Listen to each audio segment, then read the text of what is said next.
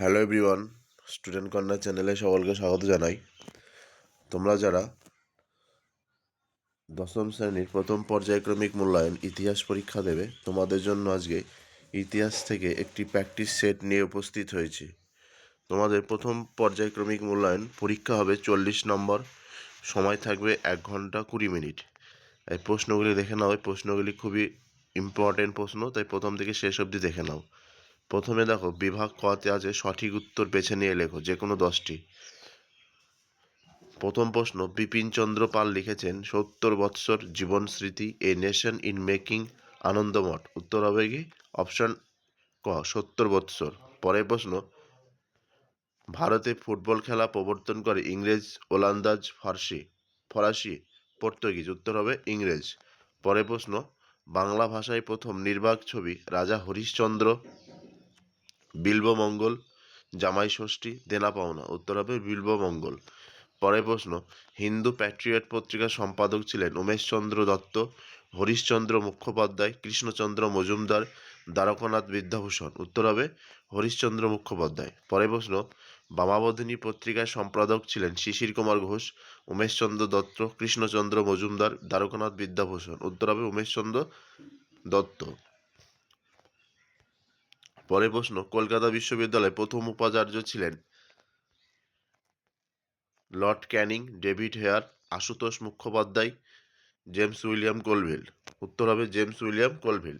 পরের প্রশ্ন, সর্বধর্ম সমন্বয় আদর্শ প্রচার করে স্বামী বিবেকানন্দ, শ্রীরামকৃষ্ণ, কেশবচন্দ্র সেন, বিজয়কৃষ্ণ গোস্বামী। উত্তর হবে কি শ্রীরামকৃষ্ণ। পরের প্রশ্ন, প্রথম ভারতীয় অরণ্য আইন পাশ হয় 1855, 1865, 1885, 1890। উত্তর হবে 1865। পরের প্রশ্ন দেখো, জীবনের ঝরাপাতা গ্রন্থটি লিখেছে স্বর্ণকুমারী দেবী, কাদম্বরী দেবী, সরলা দেবী, চৌধুরী রানী, মণিকুন্তলা দেবী। উত্তর হবে সরলা দেবী চৌধুরী রানী। পরের প্রশ্ন, বাংলার নানা সাহেব বলা হয় রামরতন মল্লিক, দিগম্বর বিশ্বাস, শিশির কুমার ঘোষ, শ্রীহরি রায়কে। উত্তর হবে রামরতন মল্লিক। এবার দেখো, বিভাগ খতে নিজের প্রশ্নগুলি উত্তর দাও। উপবিভাগ 2.1।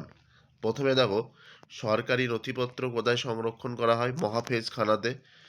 পরের প্রশ্ন, হুতুম প্যাঁচার নকশা কার লেখা? কালীপ্রসন্ন সিংহ। পরের প্রশ্ন দেখো, উপবিভাগ 2.2, ঠিক ভুল নির্ণয় করো। প্রথমে আছে শিকাগো ধর্ম সম্মেলন অনুষ্ঠিত হয় 1793 খ্রিস্টাব্দে। এটা ভুল। পরের প্রশ্ন, রাজা রাধাকান্ত দেব বিধবা বিবাহ সমর্থন করে। ভুল।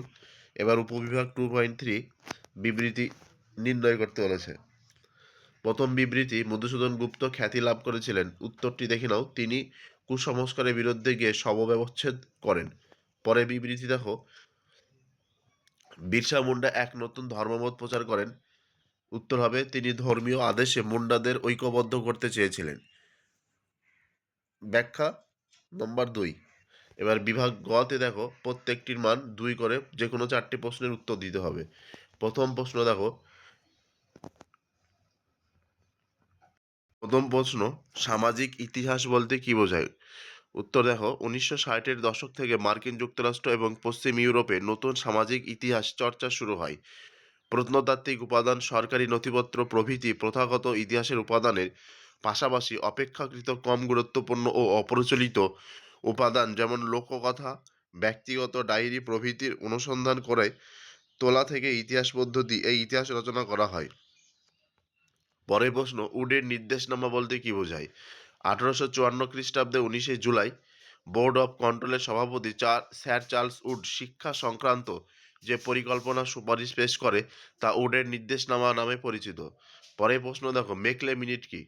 মেকলে মিনিট 1813 খ্রিস্টাব্দের সনদ আইন অনুযায়ী ভারতীয়দের শিক্ষার জন্য বার্ষিক 1 লক্ষ টাকা ব্যয়ের নির্দেশ দেয়। কিন্তু এই টাকা প্রাচ্য না পাশ্চাত্য শিক্ষাক্ষেত্রে ব্যয়িত হবে, এই নিয়ে প্রাচ্যবাদী ও পাশ্চাত্যবাদীদের মধ্যে তুমুল মতানৈক্য দেখা দেয়। এমতো অবস্থায় লর্ড উইলিয়াম বেন্টিংয়ের আইন সচিব পাশ্চাত্য শিক্ষা অনুরাগে মেকলে ভারতে পাশ্চাত্য শিক্ষা প্রসারের পক্ষে যে মিনিট বা প্রস্তাব পেশ করে তাকে মেকলে মিনিট বলা হয়। পরের প্রশ্ন দেখো, খুদকাঠি প্রথা বলতে কি বোঝায়? খুদকাঠি কথার অর্থ হলো জমির যৌথ মালিকানা। মুন্ডা উপজাতির মানুষ দীর্ঘদিন ধরে গোষ্ঠীবদ্ধভাবে জমির মালিকানা ভোগ করত এবং জমিতে যৌথভাবে উৎপাদন করে উৎপাদিত দ্রব্য সবাই মিলে ভাগ করে নিত, কিন্তু ব্রিটিশ সরকার মুন্ডা অধ্যুষিত এলাকায় রাজস্ব আদায় ও নতুন নিয়ম চালু করলে এই প্রথার অবসান ঘটে, যা মুন্ডা উপজাতীয় সংস্কৃতিকে আঘাত করে। তাই তারা বিদ্রোহী হয়ে ওঠে। পরের প্রশ্ন দেখো, চুয়ার বিদ্রোহের গুরুত্ব কি ছিল? 1798 থেকে 99 খ্রিস্টাব্দ দুর্জন সিং গোবর্ধন দিকপতির নেতৃত্বে সংগঠিত চুয়ার বিদ্রোহ ছিল গুরুত্বপূর্ণ। 1 নম্বর গুরুত্ব হলো, চুয়ার বিদ্রোহ দমনের পর ব্রিটিশ কোম্পানি সরকার বাঁকুড়া, মেদিনীপুর, পুরুলিয়া ও ঘাটশিলা নিয়ে গঠিত আদিবাসী এলাকায় নিজেদের আধিপত্য প্রতিষ্ঠা ও শাসন পরিচালনার সুবিধার জন্য বিষ্ণুপুর শহরকে কেন্দ্র করে 1805 খ্রিস্টাব্দে জঙ্গলমহল নামে একটি পৃথক জেলা গঠন করে। 2 নম্বর, বিদ্রোহ দমনের পর সরকার চুয়ার উপজাতি এলাকায় রাজস্বের পরিমাণ হ্রাস করে। এবার দেখো, বিভাগ কতে যে কোনো দুটি প্রশ্নের উত্তর দিতে হবে তোমাদের, তিনটে থাকবে, দুটি উত্তর। প্রথম প্রশ্ন, বঙ্গীয় দর্শন এর মাধ্যমে তৎকালীন বঙ্গ সমাজে কিভাবে জাতীয়তাবাদের প্রচার হয়েছিল? 2 নম্বর, নারী শিক্ষা বিস্তারে বিদ্যাসাগরের অবদান। 3 নম্বর, সাঁওতাল বিদ্রোহের কারণ ও গুরুত্ব। এবার বিভাগ অঙ্গ থেকে দেখো, এখানে ভুল আছে যদিও, ঠিক করে নিও। 5 নম্বর যে কোনো একটি প্রশ্নের উত্তর, প্রত্যেকটির মান 8। প্রথম প্রশ্ন, নীল বিদ্রোহের কারণ। 2 নম্বর, রাজা রামমোহন রায়ের সমাজ সংস্কার প্রসঙ্গে আলোচনা করো। 3 নম্বর হচ্ছে আধুনিক ইতিহাস চর্চার স্থানীয় ইতিহাসের গুরুত্ব আলোচনা করো। আজকে ভিডিও এই পর্যন্ত। ভিডিওটি ভালো লেগে থাকলে অবশ্যই লাইক, কমেন্ট, শেয়ার করবে, আর চ্যানেলে নতুন হয়ে থাকলে অবশ্যই চ্যানেলটি সাবস্ক্রাইব করবে।